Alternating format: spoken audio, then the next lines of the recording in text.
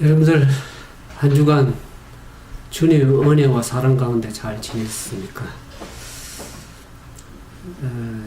이제 8월 달도 첫째 주가 지나면서 다음 주까지 한국은 이 폭염 더위가 계속된다는 것을 좀 뉴스를 통해 들었습니다. 근데 한국이 너무 더워서 서울은 38도까지 올라간 그 무더위에 여러분들 얼마나 고생이 많으십니까? 그래서 이제 한국에 전화를 해보니까 이제 너무 더우니까 에어컨을 안 틀 수가 없고 전기세가 좀 많이 나오지만 너무 더울 땐 틀고 아침 저녁으로 이제 이렇게 선풍기를 튼다고 얘기를 들었습니다. 근데 너무 더우니까 38도까지 올라가니까 이 아스팔트는 온도를 체온해 보면 50도까지 올라간다고 그럽니다. 그러니까 얼마나 그 무더위에 밤에도 30도 이하로 떨어지지 않고 그 더위에 참 잠도 주무시기가 힘들 거고 고생이 많으리라고 생각이 들어집니다. 예, 제가 지내는 이 버지니아 이 미국에는 2주간 동안 계속 비가 계속 많이 오고 그래서 더위가 한풀 꺾이고 또 미국은 자체적으로 이 집이나 건물들은 전부 다 이 시스템, 에어컨 시스템 다 자체적으로 되어 있기 때문에 추위나 더위에 이제 걱정을 하지 않고 사는데 한국은 이 에어컨 시설뿐만 아니라 이 전기세가 비싸서 그 마음 놓고 틀기도 힘들다는 것을 생각하면서 얼마나 제가 늘 말씀으로 더위를 좀 이기라 하는데 그 말씀도 참 드리기가 힘든 어려운 상황인 것 같아요. 너무나 더우면 그 말씀도 잘 들려지지가 않으리라고 생각이 들어집니다. 그러나 우리가 이제 다음 주가 되면 입추가 오면서 더위가 한풀 꺾이면서 이제 더위가 물러갈 것 같으니까 좀 그때까지만 참고 인내하면서 믿음으로 승리하기를 진정으로 바랍니다.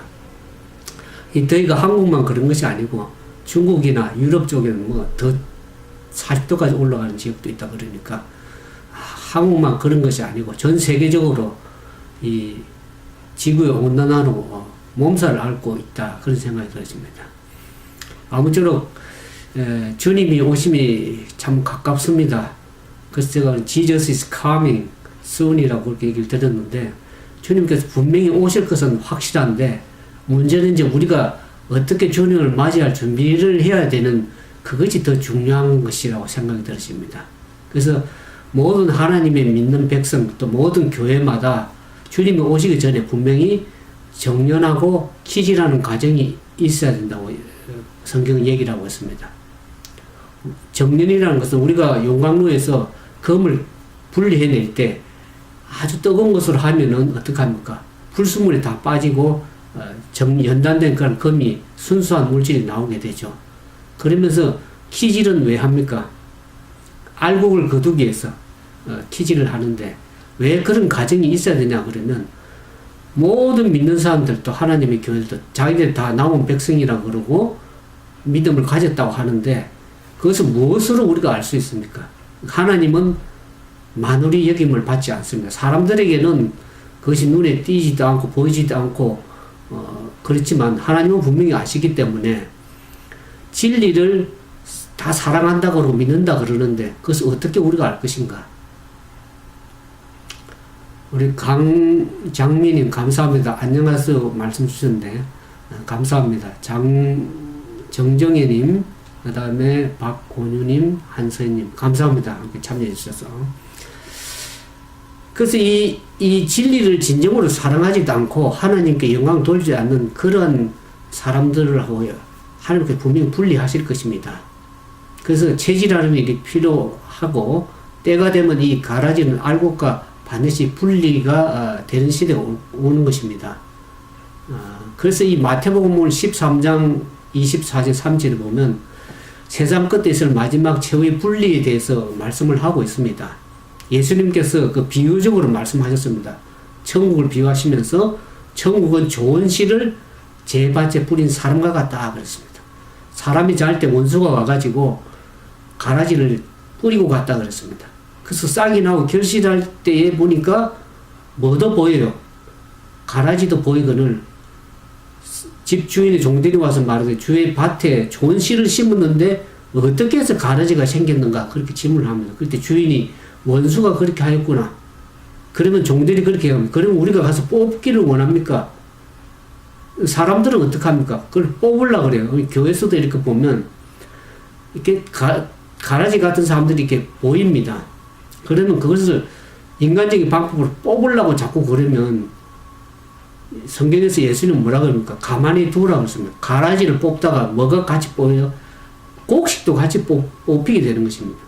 문제가 생기고 뽑으려고 그러면 그것이 가라지만 싹 뽑히면 얼마나 좋겠습니까? 그러나 진짜 하나님의 앞으로 곡식으로서 연결 그런 사람들까지도 셀이 뽑혀가지고 하나님께로 물러가게 만드는 그런 일이 있기 때문에 사람의 방법으로 하지 말고 추수 때까지 함께 두어라 그랬습니다. 추수 때 되면 하나님께서 가라지는 거둬서 따로 분리하길 것을 얘기를 하고 있습니다. 오늘 제가 미국도 보면 미국의 트럼프 대통령이 이제 이 비핵화를 위해서 북한을 압박을 하지 않습니까? 그래서 과거에 전쟁을 하려고 하는 그런 생각도 많이 가졌는데 실제적으로 인간의 방법으로 전쟁을 하게 되면 그 북한만이 없어지는 것이 아니라 한국도 피해를 입게 되는 것입니다. 그 가라지를 뽑으려고 그러다가 인간적인 방법으로 뽑아버리면 곡식도 다치는 게 되는 결과를 것을 봅니다. 인간의 방법은 그렇습니다. 그러나 하나님의 방법은 곡식이 다치지 않고 가라지만 뽑아내는 그 방법을 하나님은 다 가지고 계시는 것이죠. 우리 한국에서도 보면 대통령이 정책을 이렇게 경제적 정책을 해서 뭐 포용하는 정책을 한다 그러고 이렇게 경제 정책을 하는데 그 저임금을 하다 보니까 그 혜택 받는 사람도 있겠지만은 자영업자들이 얼마나 힘들고 도산되고 경제가 힘들어집니까? 그러니까 인간의 방법은 어떤 사람이 하든지 간에 다치는 사람들이 나오는 것입니다. 힘들고 고통받고 상처받는 영혼들이 나오는 것입니다. 그러나 하나님은 그것을 추수 때까지 하나님의 방법으로 분리하겠다고 하는 것을 얘기를 하고 있습니다. 그래서 의인과 악인의 최후의 대분리, 곡식과 가라지의 분리, 그다음에 알곡과 쭉정이의 분리는 하나님의 방법으로 알곡을 거두어드리고 추수 때 제가 지난번에 계속 14장을 얘기 드리면서 주님의 재림 때에 낯을 휘둘러서 곡식이 이를 때 곡식은 곡대를 거두고 포도송이는 포도송이를 거두고 추수를 재림 때 얘기를 지난번에 들었습니다. 그러면서 이 마태복음 13장에도 보면 그 분리하는 그 얘기가 나옵니다. 마태복음 13장 47절에서 49절에 보면 천국은 마치 바다에 치고 각종 물고기를 모으는 그물과 같다 그랬습니다. 그래서 그물에 고기가 많이 잡혀서 가득하면 그것을 끌어내 가지고 좋은 것은 그릇에 담고 못된 것은 내어버리느니라. 그러면서 49절에 세상 끝에도 이러하리라. 천사들이 와서 의인 중에 악인을 갈라내어서 풀무불에 던져 넣으리니 거기서 울며 이를 갈미 있으리라. 그렇게 얘기합니다. 우리가 제가 이 거물을 쳐서 고기를 거둔다. 그 말은 이 거물의 영어에는 네트입니다. 네트. 제가 인터넷을 한 7년 전부터 이제 복음을 전하면서 계속 해 왔었는데 이 인터넷이라는 것이 넷이 거물입니다. 마지막 때가 가면 갈수록 이제 사람들이 복음을 잘 받지 않기 때문에 지난번에 계속 14장에서 공중에 천사가 말씀을 전한다 그랬죠. 인터넷이라는 것이 공중의 사방에 전파가 엄청나게 네트워크로 전파가 되고 있습니다. 지금도 마찬가지고. 그래서 인터넷, 거물을 통해서, 전파망을 통해서 모든 복음들이 순식간에 증거가 되고 있는데 거기에 말씀을 전하다 보면 좋은 고기도 있고 못된 고기에 있어서 이제 분리하는 그 일을 마지막 때 또 인터넷으로도 또 사용하신다는 걸 좀 이해하시면 좋겠습니다.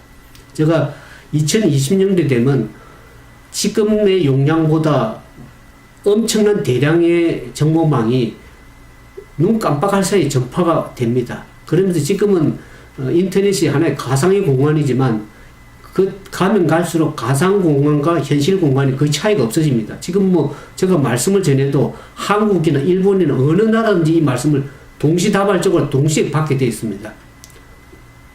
그 시간의 관계가 없죠. 여기는 지금 아침이고 있지만 거기는 한국은 밤일 것입니다. 또 다른 나라는 시차가 다 있죠. 그러나 말씀의 복음은 전파망을 통해 네트를 통해서 동시다발적으로 빛의 속도로 말씀은 증거가 될 것입니다. 그러나 그걸 받고 안 받고는 사람들의 마음이지만, 제가 이 마태복음 13장 얘기 들었는데, 이 누가 마음을 차지하느냐는 것이 마지막 관건입니다. 어떤 마음을 가지느냐. 마태복음 13장에 보면 씨가 다 부러집니다.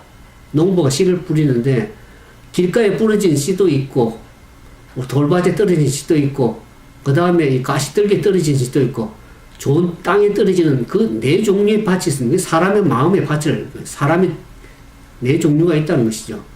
말씀을 받을 때 참으로 기쁨으로 받는 사람 있는 반면에 어떤 말씀 진리를 증거하면 오해하고 곡해하고 안 듣는 사람도 있고 편견을 가지고 있는 여러 사람들이 참 많습니다. 내가 증거하다 보면. 근데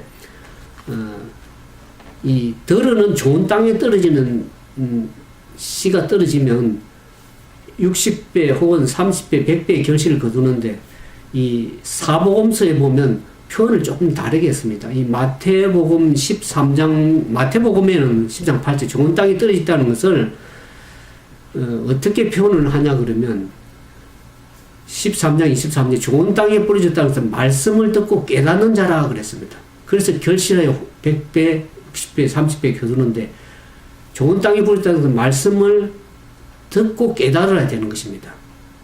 근데 마가복음에는 또 어떻게 설명해? 마가복음에는 어떻게 되어 있냐고, 마가복음 4장 20절에 보면 이 표현을 좀 다르게 표현합니다. 마가복음 4장 20절에 좋은 땅에 뿌려졌다는 것은 말씀을 듣고 받아 그랬습니다. 말씀을 다 듣는데, 씨를 뿌리잖아요. 그 말씀을 다 듣는데 그것을 받아들이느냐 안 받아들이느냐는, 그것을 받아들이는 사람은 좋은 땅에 심어졌다는 것입니다. 그 누가복음은 이 8장 15절에 보면 어떻게 기록되어 있나? 누가복음 8장 15절. 좋은 땅에 뿌려졌다는 표현을 이 사복음서는 좀 다르게 표현했는데, 그것이 다 성경은 종합해서 봐야만이 그 의미가 정확하게 드러나는 것입니다. 누가복음 8장에 보면 8장 15절에 보면 좋은 땅에 있다는 것은 착하고 좋은 마음으로 말씀을 듣고, 말씀을 들을 때 좀 빽빽하게 듣는 사람들이 있습니다. 바리새인들은 예수님 말씀을 전가할 때 어떻게 합니까? 자기의 견해를 가지고 자기의 어떤 생각으로 좋은 마음을 가지지 않고 비난하거나 정죄하거나 판단하는 마음을 가지고 듣습니다. 어떤 사람들은 설교 말씀을 이렇게 말씀을 전하면 딱 앉아가 자기식 계산으로 다, 저 말씀은 이렇고 이 말씀은 이렇고 자기가 다 계산을 다 평가를 다 내립니다. 그렇게 하지 말고 좋은 땅이 있다는 것은 착하고 좋은 마음으로 말씀을 일단 듣고, 그 다음에 그것을 어떻게 돼요? 그냥 듣고 잊어버리는 게 은혜 받았습니다 하고 잊어버리는 게 아니고 지키어 인내로 결실하자. 열매를 맺는 것은 처음에 좋은 방법은 좋은 마음으로 착하고 좋은 마음으로 말씀을 듣고 그것을 어떻게 돼요? 지키고, 그래서 그것을 또 인내하면서 견뎌내야 됩니다. 그 말씀을 가지고 묵상하면서 늘 생각하면서 인내로 그래야 결실이 맺혀진다고 누가복음 8장 15절 그렇게 얘기합니다. 그러니까 좋은 마음을 이제 이 사복음서는 좀 다르게 다 표현을 했죠. 그래서 우리가 말씀을 연구할 때 한 부분의 말씀만 가지고 아니고 사복음서나 성경 신약과 구약에 있는 전체 말씀을 종합해서 잘 살펴야만이 말씀을 바르게 이해할 수 있습니다. 그래야 정확한데, 제가 왜 이 말씀을 드리냐 그러면 많은 사람들이 율법에 대해서 얘기할 때 율법 폐했다 그럽니다. 근데 율법이 폐한 부분도 있습니다. 근데 오늘 율법에 대해서 말씀하실 시간이 아닌데 조금 참고적으로 성경을 연구할 때 말씀을 드리면, 율법에 대해서도 어떤 게는 율법이 필요하고 하나님의 이거 더 필요하다고 얘기를 하지만, 어떤 거는 율법은 또 그것을 굳게 한다고 예수님은 또 얘기한 부분도 많습니다. 그러니까 그걸 종합적으로 알아야 되는데, 그래서 한 부분만 보면 우리가 성경을 상당히 오해하고 이해하기 힘든 부분이 있습니다. 율법은 기능이 뭐냐 그러면 죄를 깨닫게 한다 그랬습니다. 로마서 3장에 보겠습니다. 로마서 3장. 로마서 3장 20절에 보면 율법으로는 죄를 깨닫는다 그랬습니다. 3장 20절. 그러므로 율법의 행위로 그의 앞에 어렵다 하시면 얻을 육체가 없나니 율법으로는 죄를 깨닫는다 그랬습니다. 율법의 기능이 죄를 깨닫는 기능입니다. 우리가 거울을 볼 때 뭐가 묻었나 거울을 보지 않습니까? 그렇지만 거울은 우리를 깨끗하게 할 수가 없습니다. 그걸 보고 우리가 깨닫게 하는 것이 죄가 무엇인가 깨닫게 합니다. 그래서 갈라디아서에 보면 갈라디아서 3장 20절에 이같이 율법이 우리를 그리스도께로 인도하는 몽학 선생이 되어 우리로 하여금 믿음으로 말미암아 어렵다함을 얻게 하라며. 율법으로 죄를 깨닫게 되면 우리가 그 죄를 해결해서 누구에게 가야 됩니까? 그리스도께로 가게 하는 인도하는 몽학 선생이 된다 그러면.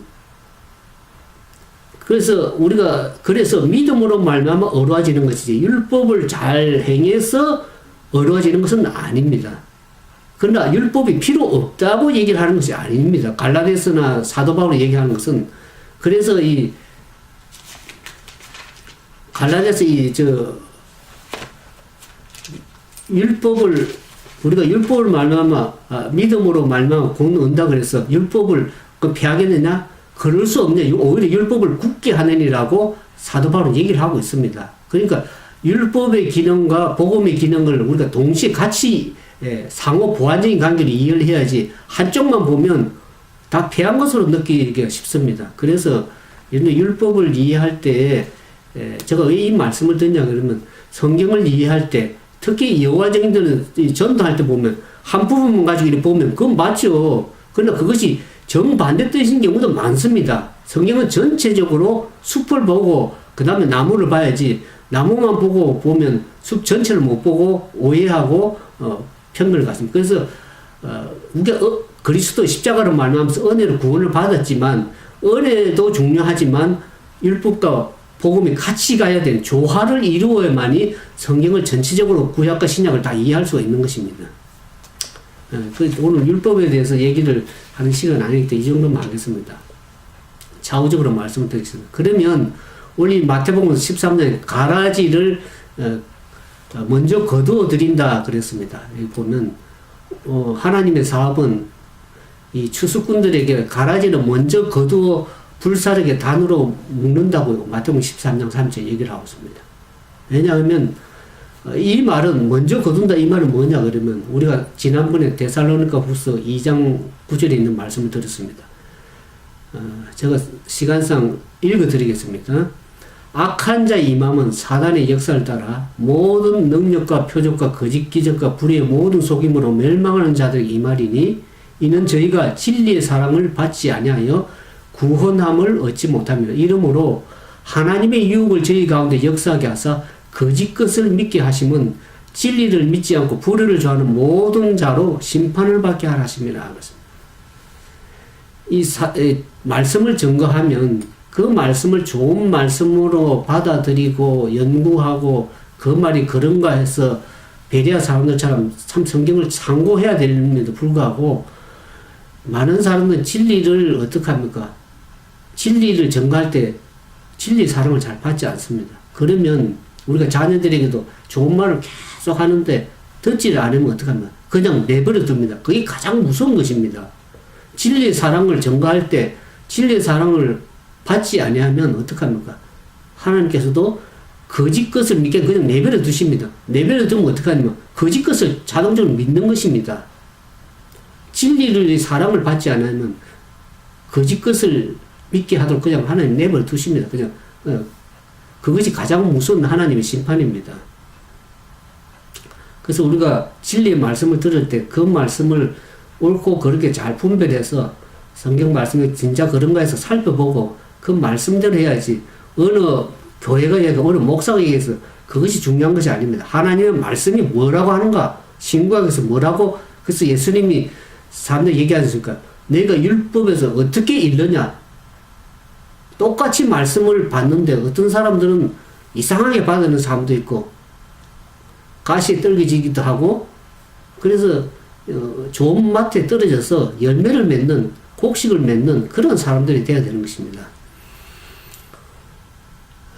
그래서 이 많은 교회나 많은 종교단체에서 진리를 사랑을 받지 않으면 사단은 어떻게 역사하냐면 하나님이 그들과 함께 한다고 그렇게 거짓으로 생각하고 믿는 사람들이 많습니다. 그래서 거짓 것이 들어오면은 사단이 어떻게 역사하냐면 하나님께서 아직도 그 자기들 교회를 위해서 역사하고 계신다고 믿도록 유혹하는 일을 많이 하는 것입니다. 우리가 일곱 교회 계시록에 보면은 마지막 시대 라오디아 교회에 보면 자기들 형편은 어떻습니까? 가난하고 헐겁고 그렇지만 자기 생각은 부자라고 그럽니다. 다 진리를 안다고 그러고 말씀을 사랑한다 그러는데 실제적으로 예수님이 그곳에 문 밖에 서서 두드리고 계십니다. 예수님이 문 밖에 있어요. 그 안에 예수님 계시지를 않는 교회 형편을 일곱 교회 얘기를 마지막 교회 얘기를 했습니다. 예수님이 계시지 않고 자기들은 뭔가를 한다고 하는데 그게 예수님이 계시지 않으면 그 무슨 소용이 있겠습니까? 그래서 많은 사람들이 진리의 말씀을 받고 주의 재림을 준비를 하고 있는 이 시대에 그 진리의 사랑을 받고 말씀을 받는 사람이 있는 반면에 그것을 듣지 않고 거절하는 사람도 있을 것을 얘기를 합니다. 그렇지만 사단은 어떻게 하면 자기의 기만 세력 가해서 많은 사람들에게 거짓 부흥을 일으킵니다. 거짓 성령 운동. 성령이 자기들한테 막 역사하는 것처럼 하는데 그래서 신앙적 부흥이 진짜 일어난 것처럼 자기 눈에 보이지만 다른 영의 사실상은 다른 영의 역사가 있을 수도 있다는 것을 성경이 얘기를 하고 있습니다. 우리가 계시록 18장을 볼까요? 교회가 앞으로 계속 세속화되고 타락화되면 어느 정도에까지 가게 되는가 하는 것을 계속 18장을 얘기를 하고 있습니다.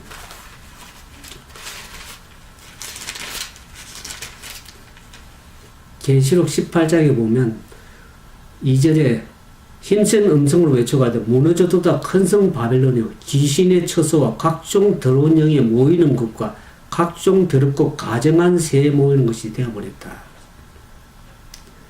교회가 바벨론화되고 세속화되고 세상과 타협하게 되면 하나님의 말씀보다는 거기에 하나님 성령의 역사가 하지 않는데도 자기들은 성령의 역사하는 걸 생각하고 그것이 다른 하나님의 영이 아닌 다른 영에 모이는 것이 될 수도 있고 가증한 새에 각종 새가 모인다는 각종 거짓된 교리와 이론들이 교회 안에 들어와서 사람들을 더럽혀지고 그래서 그런 형태로 흘러갈 것을 성경은 계속 얘기를 하고 있습니다.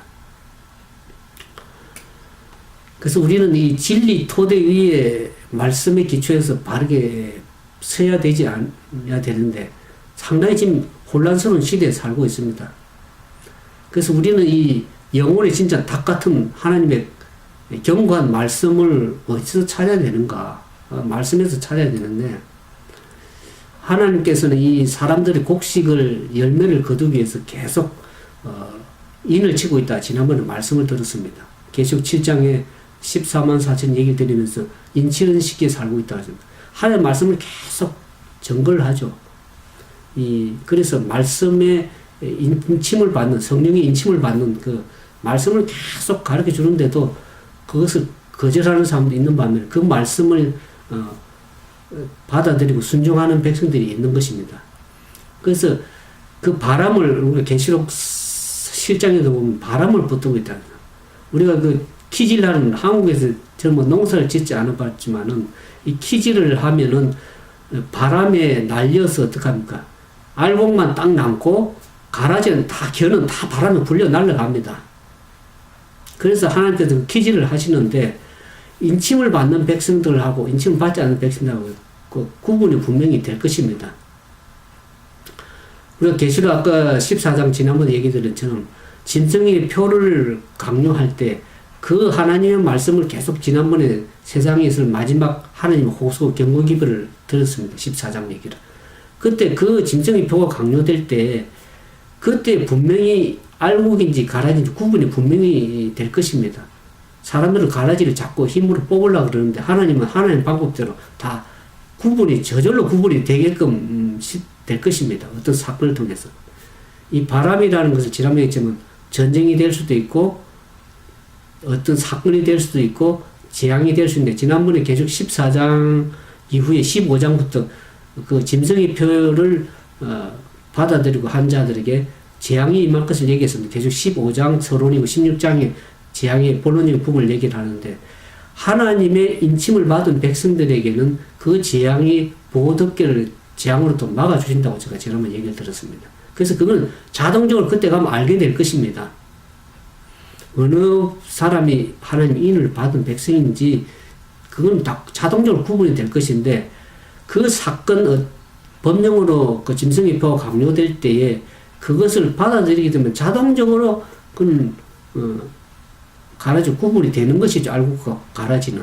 그래서 어느 사람이 하나님의 인을 받은 것인지 가라지인지는 자동적으로 그것이 구분이 될 것입니다. 왜 그렇게 구분하냐면 다 믿음이 있노라 그러고 진리를 사랑한다고 그러고 하나님의 남은 교회라고 하는데 그것을 어떻게 우리가 알 수 있는가 하는 것이죠.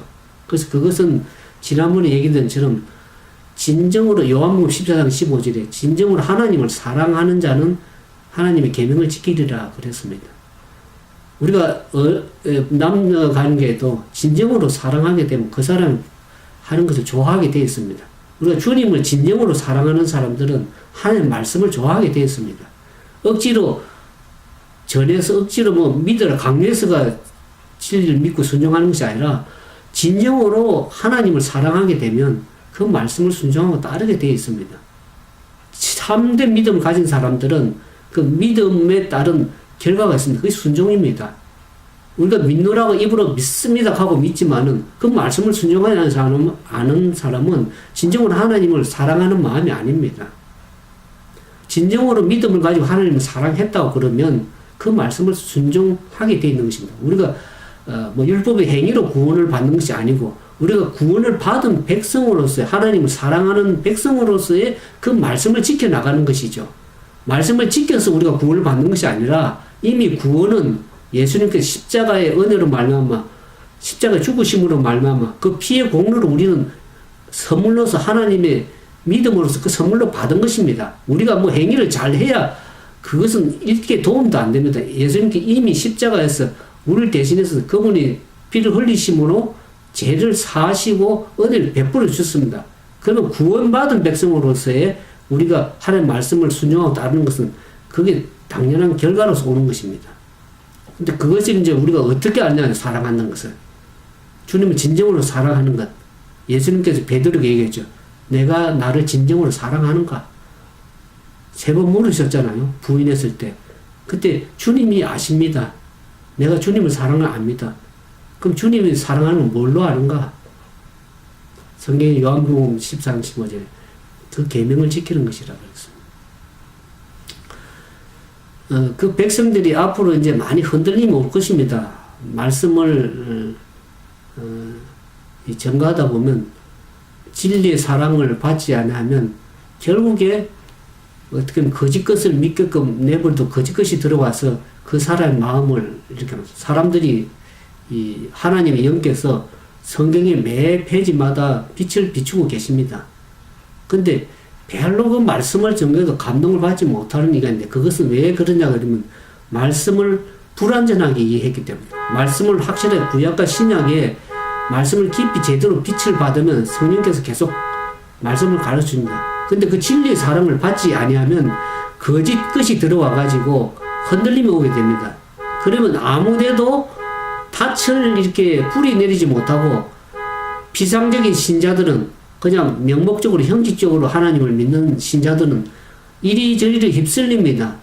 이리저리 달리는 모래와 같이 휩쓸리면서 그들의 마음의 경향에 맞는 대로 아무 입장을 그냥 취하게 됩니다. 자기가 좋은 대로 믿는 것이죠. 그냥 성경에 있는 신구약의 전체 말씀을 통해서 하나님께 뭐라고 말씀하신지를 그 진리의 말씀을 진정으로 사랑한 마음으로 받으려고 좋은 마음으로 듣고 인내하면서 결실을 해야 되는데 그렇지 못하고 피상적으로 그냥 말씀을 이해하고 믿고 하는 불완전하게 이해하면은 자기가 좋아하는 대로 이게 오늘날 인터넷도 많고 얼마나 말씀이 많습니까?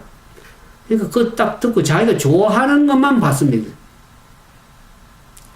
그거 되면 이리저리 흔들리죠. 그래서 우리가 성경은 창세기부터 요한계시록까지의 전체적인 성경이 뭐라고 얘기하는지를 정확하게 우리가 이해하기 위해서는 말씀을 깊이 연구해야 되는 것입니다.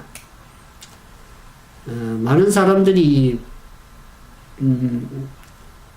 복음의 기별을 이렇게 이해하고 받아들인 자들이 진정으로 말씀을 제대로 깨달으면 사단이 미혹하는 일에 빠질 수가 없는 것입니다. 근데 피상적으로 이해하고 불완전하게 이해하면 누가 이런 말 하면 이런 말 같고 저런 말 하면 저런 말 같은데, 그래서 성경을 바르게 이해해야 됩니다. 그래서 이 영혼의 닭 같은 말씀, 그것이 우리 마음속에 깊이 좀 와닿아야 되는데, 그 빛을, 오늘 받은 빛을 그대로 이렇게 받은 빛만큼의 순종을 하면 다음에 오는 더 큰 빛이 오게 되어 있습니다. 오늘 이 받은 빛에 불순종하게 되면 다음 빛은 오지를 않습니다. 우리가 저도 이제 운전을 하다 보면, 밤에 길을 가다 보면 우리가 모든 길을 다 알고 비추고 나가지 않습니다.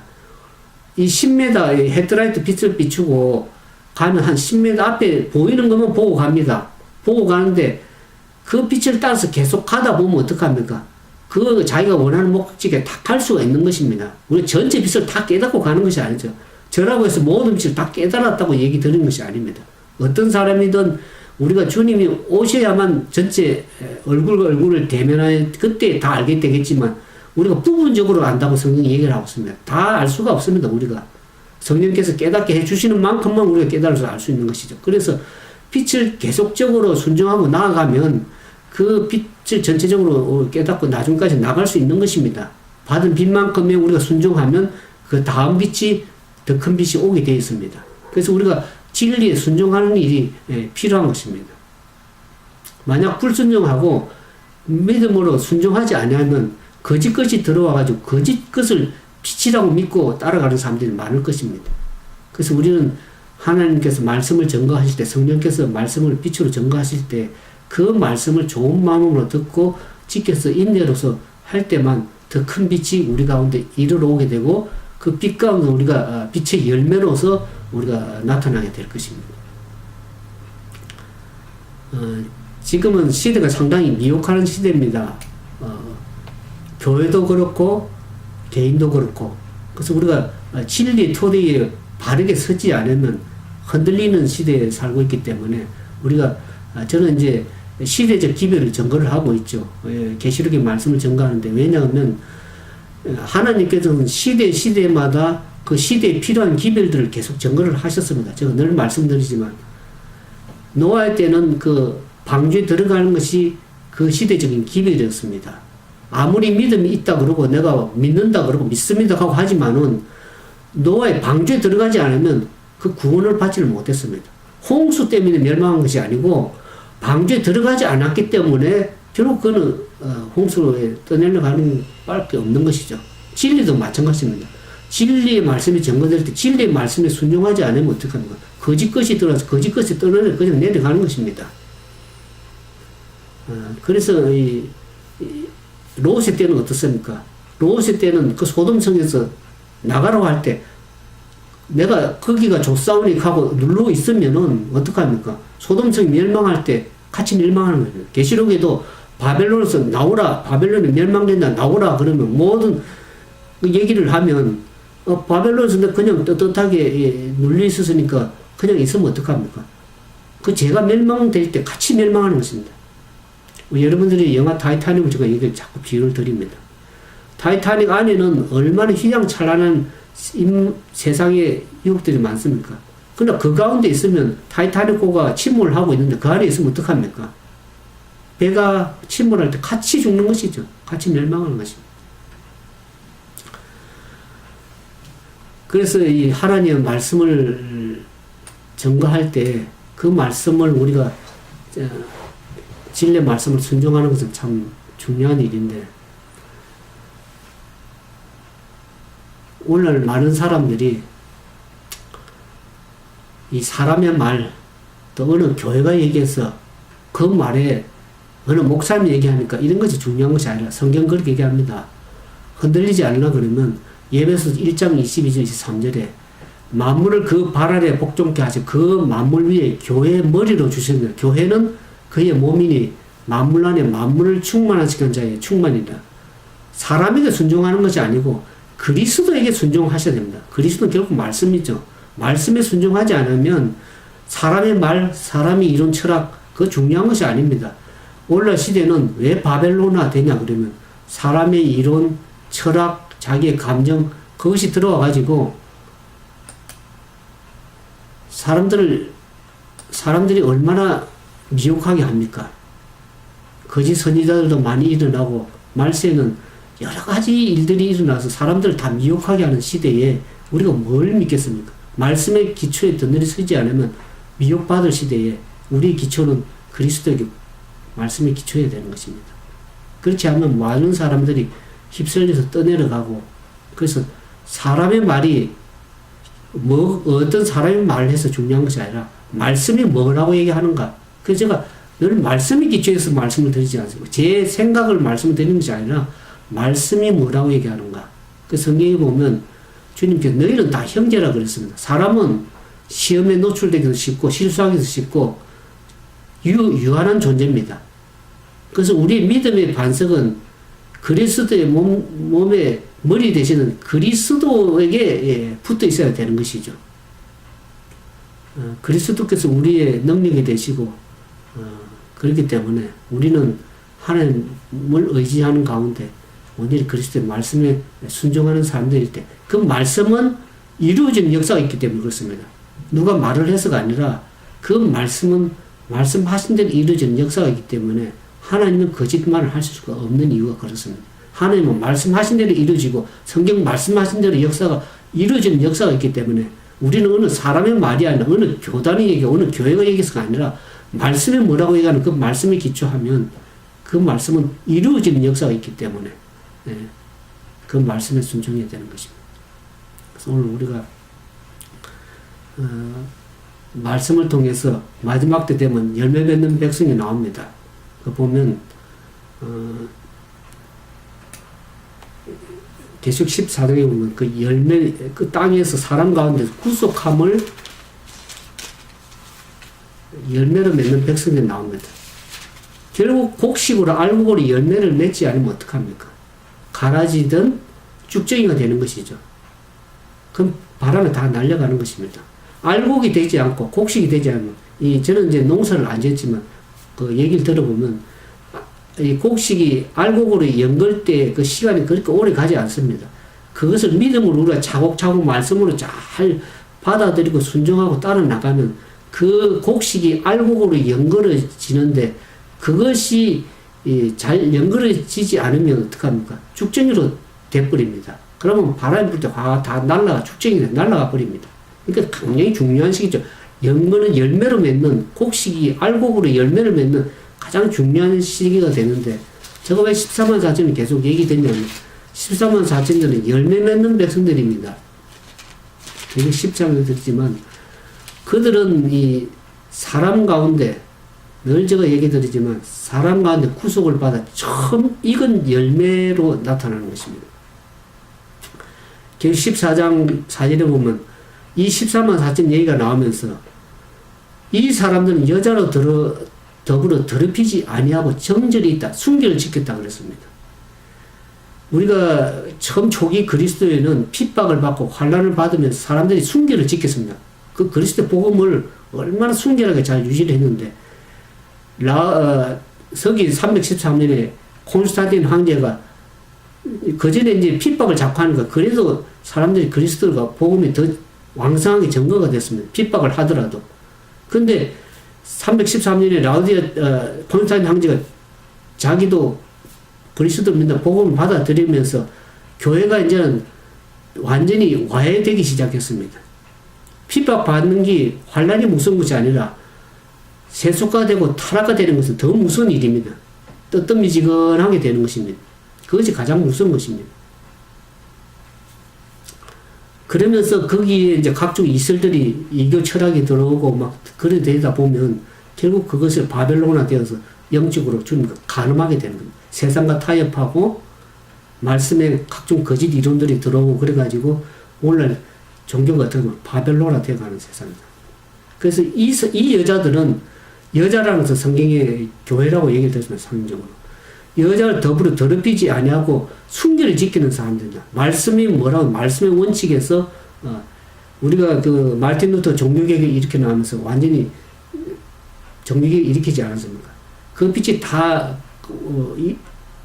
증거가 되지 않았지만 우리가 그 말씀의 초기 그리스도처럼 순결한 그런 말씀의 그리스도에게 완전히 순종하는 그런 말씀의 정결한 백성들이 필요한데 이 사람들은 정결이 있는 자라 어린 양이 어디로 인도하든지 따라가는 자라서 어느 사람이 말해서 어느 교단에게 어느 교회에게 따라가는 것이 아니라 마지막 때가 되면 어린 양 예수 그리스도께서 말씀을 통해서 뭐라면 이 요한계시록 제가 왜 말씀드려요? 요한계시록은 예수 그리스도의 계시입니다. 마지막 시대 하나님 백성들에게 시대마다 필요한 진리를 증거를 하시는데 마지막 때 하나님 백성들에게 사단이 어떻게 미혹할 것을 계시록에는 다 표현을 해놨습니다. 그것을 보지 아니하면 이해하지 않고 깨닫지 못하면 다 휩쓸려서 거짓 것을 믿는 사람들이 많이 나오게 되는 것입니다. 그래서 제가 시대적 기별로서 이 계시록을 계속 풀어드리고 있습니다. 그래서 열매 맺는 백성. 그래서 이 사람들은 사람 가운데서 구속을 받아 처음 익은 열매로 하나님과 어린 양에게 속한 자라고 그랬습니다. 하나님과 어린 양에 속한 것이 중요한 것입니다. 어느 사람에게 속한 것이 아닙니다. 하나님과 어린 양 된 예수 그리스도에 속한 그 사람들. 그 입에는 거짓말이 없고 흠이 없는 자라고 14만 4천인의 특성에 대해서 정확하게 계속 14장 얘기를 하고 있습니다. 그러니까 여러분들이 말씀을 이제 제가 계속 가르치는 이유는 마지막 때 사단은 얼마나 많은 사람들을 미혹하게 하고 거짓 것을 믿게 해서 또 거짓 선지자들이 일어나서 얼마나 사람들을 미혹하는 이 시대에 우리가 시대적 기별을 가지고 바르게 서야 되는 것입니다. 그래서 계속해서 이제 말씀드립니다. 앞으로 이제 계시록 14장을 지나면 말씀을 들었습니다. 15장에 짐승의 표 강조가 14장 나오는데 그것을 불순종하고 하나님 목소리를 불순종한 자들에게는 어떤 재앙들이 임하는지 서론적으로 15장 다음에 말씀드리겠습니다. 그래서 여러분들이 이 말씀을 들을 때 좋은 땅에 떨어서 30배, 60배, 100배의 좋은 열매를 맺기 위해서는 그 말씀을 좋은 마음으로 받아들이고 또 그것을 잘 인내해서 결실해서 진정으로 알곡으로 열매 맺는 주님의 백성들이 다 되기를 주님의 이름으로 축원드립니다. 함께 기도드리겠습니다. 사랑과 자비가 많으신 거룩하신 아버지 하나님, 저희들을 이 땅에 나게 하시고 주님을 알게 하시고 주님의 또 십자가의 복음을 알게 하시고 또 우리가 진정으로 주님을 사랑하는 마음을 주셔서 주님의 말씀을 사랑하고 순종하는 하나님의 참된 백성들 되어서 가라지로 쭉정으로 남지 아니하고 참나 곡식으로 열매 맺는 알곡으로 거둠을 받는 하나님의 백성들 되어서 추수 때에 진정으로 주님의 백성으로서 열매 맺는 백성으로 설 수 있도록 우리를 준비시켜 주시고 인도해 주옵소서. 세상은 혼란하고 주님의 오심이 가까울 때 여러 가지 각종 일들이 우리 주변에 너무나 많습니다. 우리가 그럴 때 이 바람에 불 때 휩쓸리지 않고 진리에 견고하게 서기 위해서는 말씀이 뭐라고 하는지를 늘 생각하고 말씀 속에 그리스도를 발견할 수 있도록 도와주셔서 주님과 동행하는 즐거움이 우리 모두에게 있게 도와주시며 연약한 우리들에게 성령께서 붙들어 주시고 인도하셔서 진리의 말씀을 옳고 바르게 분별할 수 있는 지혜를 주시고 계시의 정신을 주셔서 계시의 말씀을 우리가 깨달아 알 수 있는 참된 하나님의 백성들 다 될 수 있도록 도와주시옵소서. 주의 크신 은혜와 인도하심이 주님의 사랑하는 백성들 머리마리마다 함께 해주시옵기를 간절히 바라오며 예수님의 이름으로 간절히 기도드리옵나이다.